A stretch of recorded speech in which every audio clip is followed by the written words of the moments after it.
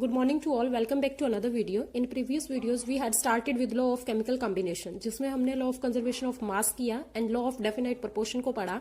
And today we will start with a third law, that is law of multiple proportion. This law is given by a scientist Dalton. According to this law, when two elements combine to form two or more chemical compounds, then the masses of one of the elements which combine with a fixed mass of the other bear a simple ratio to one another.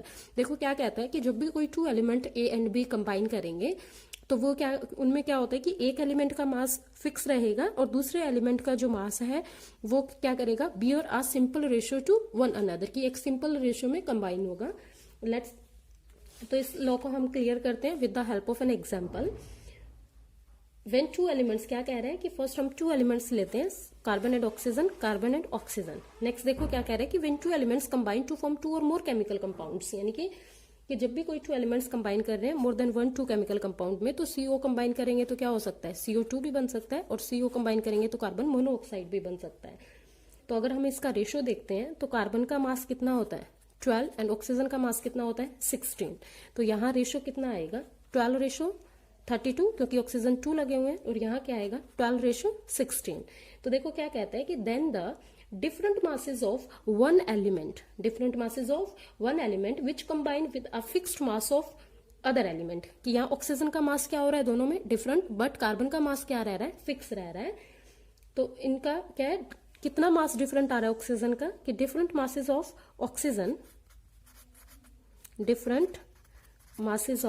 Oxygen कितना, एक बार तो 32 ग्राम आ रहा है और दूसरी बार कितना आ रहा है 16 ग्राम.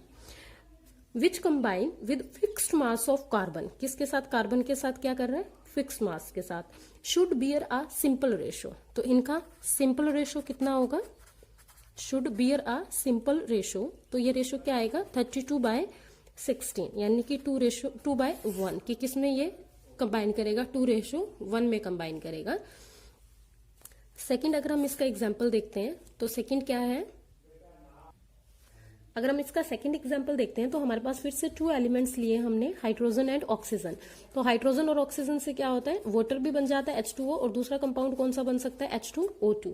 तो अगर हम इनका रेशो चेक करते हैं तो हाइड्रोजन का मास हमें पता है कितना है 1, और ऑक्सीजन का मास कितना है 16. तो यहाँ H2O में रेशो क्या आएगा 2:16, और H2O2 में क्या आएगा 2:32. तो क्या कहता है, different masses of oxygen.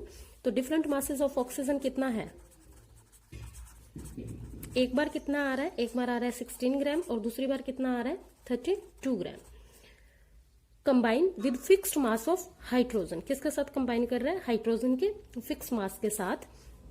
Beer a small ratio, तो ये क्या करेगा, एक स्मॉल रेशो बियर करेगा. तो different masses of oxygen this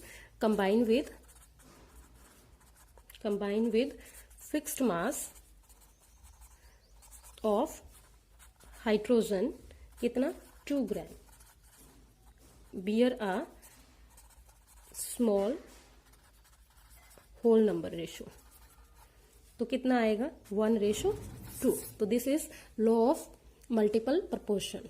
तो नेक्स्ट हम इसका एक न्यूमेरिकल चेक कर लेते हैं. देखो क्या कहते हैं न्यूमेरिकल में, कि carbon is found to form two oxides which contain 42.9% and 27.3% of carbon respectively, कि दो ऑक्साइड बन रहे हैं, एक में कार्बन इतना है और दूसरे में कार्बन इतने % है. Show that this data illustrate the law of multiple proportion. आपने बताना है ये डेटा मल्टीपल प्रपोर्शन को इलिस्ट्रेट करता है या नहीं करता है.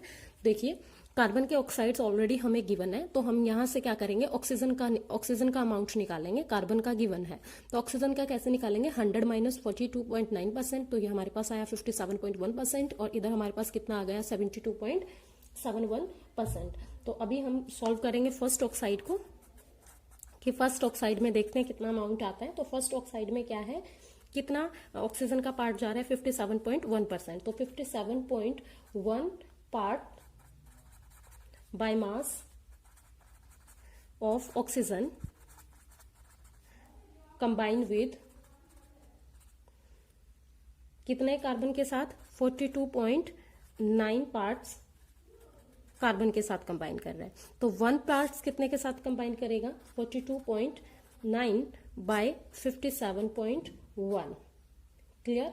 तो यहां से टोटल हमारे पास कितना आ जाएगा 0.751। क्लियर। इसी तरह से अगर हम सेकेंड ऑक्साइड निकालते हैं तो सेकेंड ऑक्साइड में हमारे पास कितना आ रहा है 72.7 parts of oxygen by mass of oxygen combine with carbon is equal to कितने कार्बन 27.3 जो हमें गिवन है। क्लियर। 1 कितने से करेगा 27.3 बाय 72.7 तो यहां से आंसर क्या आया हमारे पास 0.376। क्लियर।